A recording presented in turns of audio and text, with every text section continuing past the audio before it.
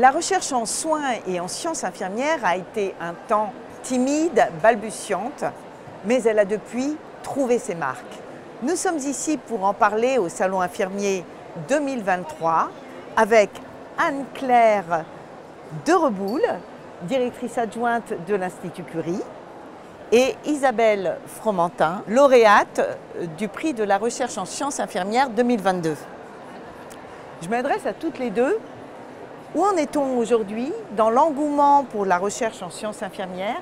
Qu'est-ce que vous voyez comme avancée dans les comportements et puis dans les initiatives qui sont prises? Je pense qu'on n'en est plus vraiment en effet au balbutiement, on en est à quelque chose qui est plus ancré avec de plus en plus de projets.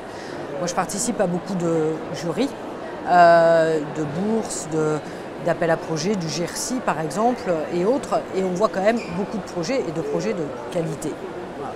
Je pense que maintenant si on veut faire un bond en avant, il y a un piège qu'il faut éviter, c'est, alors ça ne serait pas gentil si je disais le piège c'est les sciences infirmières, mais c'est de se focaliser sur une seule chose. On est un métier extrêmement varié, avec plein d'autres paramédicaux à nos côtés. Il faut utiliser toutes les sciences, la science infirmière, la biologie, la santé publique, les sciences de l'éducation, que sais-je.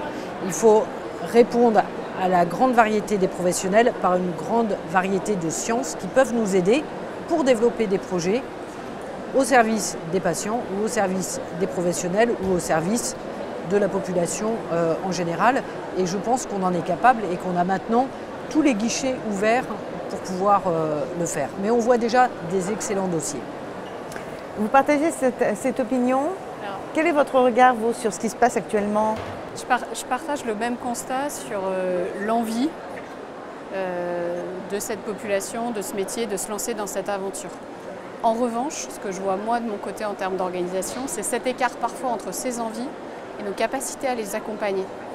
On a aujourd'hui, par exemple, à l'Institut Curie, on structure depuis peu, et on a encore énormément de choses à faire, les étapes qui permettent à un moment donné à une infirmière ou une infirmière de dire j'ai envie et comment je t'accompagne pour pouvoir mener ce projet. Il y a plein d'outils. Le premier frein pour ça, c'est le temps. Il faut pouvoir dégager du temps. La recherche, ça ne se fait pas d'un claquement de doigts, il faut du temps dans la durée. Donc il faut créer les conditions pour que celui qui porte le projet soit accompagné. Donc c'est à un moment donné sortir le professionnel du soin et le remplacer dans le contexte que vous connaissez, hein, où les ressources elles sont quand même extrêmement tendues. Si on ne crée pas ces conditions-là au début, ça ne marchera pas. Et vous arrivez à les créer, par exemple, à l'Institut Curie?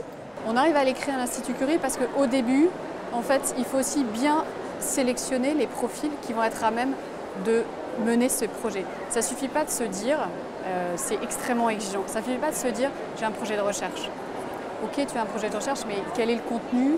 Comment tu as travaillé sur ta méthode? Comment ça va s'inscrire dans la durée? Est-ce que ça s'inscrit dans une stratégie aussi d'établissement? Donc plus on les circonscrit en amont, plus on crée les conditions de les accompagner. Et à partir de là, si l'équipe, parce que c'est aussi un travail d'équipe, si l'équipe est prête à dégager du temps pour le professionnel en question, si la direction accompagne, si la direction remplace immédiatement derrière, là ça peut démarrer dans de bonnes conditions. Alors je pense quand même qu'il faut aider, dès qu'on en a les possibilités, nos directions à pouvoir être actives et nous aider. Enfin, c'est un jeu, et c'est prendre aussi sa responsabilité de se lancer. J'ai parlé de bourse, j'ai parlé d'appel à projet, c'est pas optionnel en recherche, il faut être actif. On a son idée, on va être aidé très bien par le méthodologiste, par tout. Mais après, il faut aller demander des sous. Voilà. Parce que, et ça, c'est pas tellement culturel dans le métier. Alors, parler d'argent, ça, c'est un problème. C'est un problème. Mais pourtant, il va falloir aller demander cet argent. Dans les budgets, valoriser ce qu'on fait. Si j'ai passé 50 heures pour préparer, faire cette recherche, si après j'ai des cahiers d'observation à remplir, je le mets. Trop souvent sur les appels à projets, on voit plein, on voit l'ARC, on voit le biostatisticien, on voit même les frais de publication et on voit la ligne infirmière zéro. Que se tenir responsable, il ne faut vraiment pas se dire les budgets c'est quelqu'un d'autre qui gère, il faut s'en accaparer et aussi être solidaire, c'est-à-dire que si après on a une recherche qui marche un peu, moi j'ai la chance que ça soit mon cas, essayer aussi que cet argent puisse aider l'amorce des nouveaux projets. Et comme ça, on crée une dynamique. On crée une dynamique au sein d'un établissement en collaboration avec notre direction. Et je rajouterais, c'est aussi à un moment donné avoir un contrat commun en termes d'ambition. C'est qu'effectivement, il y a un premier projet et on se dit sur la base de ce projet, qui doit être affiné sur tel ou tel sujet, on se donne pour ambition de déposer à l'appel d'offres du BHRC interrégional ou de déposer à l'appel d'offres du BHRC national. C'est ça à un moment donné nos objectifs qui doivent être en commun, sinon on perd le fil à un moment donné, le projet va perdre en qualité et puis on risque de déployer beaucoup d'énergie sans avoir des résultats aussi au bout. Donc si on ne se fixe pas ça dès le début, il y a moins de conditions, ça risque de moins bien marcher. Et puis on a quand même de la chance parce que maintenant il y a même des appels à projets pour de l'amorce. Quand on commence, quand on débute la recherche, je pense au GERSI, il y en a dans toutes les régions. Le GERSI, ils ont un appel à projet qui s'appelle Émergence, où tous ceux, quand on est jury à Émergence, tout le monde sait que c'est le début d'un travail de recherche. Donc c'est quand même pas des gros dossiers à remplir. Mais voilà, je pense qu'on a une idée, on valide que c'est de la recherche, on fait son hypothèse et très vite, il faut enclencher. Et alors, à toutes les deux, quel regard vous portez sur les projets qui vous sont proposés, que vous voyez passer? Quelle en est la qualité? Est-ce que c'est encore un petit peu maladroit? Ça dépend ce que vous appelez maladroit. Si c'est des maladresses méthodologiques, on s'en fiche, ça se corrige avec un méthodologique.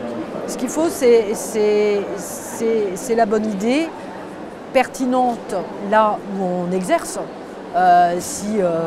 Moi j'arrive et je dis je vais faire un projet je sais pas, sur une maladie tropicale, ça n'a pas de sens dans ma pratique clinique, ça n'arrangera rien.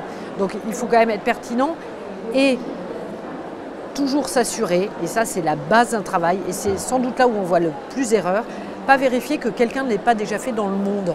Et pour ça il faut se référer à la bibliographie, souvent laborieux et gros mots chez les infirmiers, mais ce n'est pas une corvée la biblio.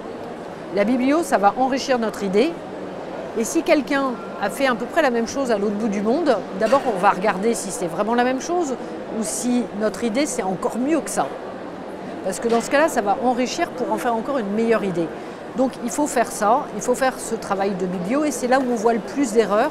C'est quelquefois des idées qui ont été déjà faites ailleurs. Parce qu'une idée, ça ne vient pas, la bonne idée unique qui n'a jamais été faite.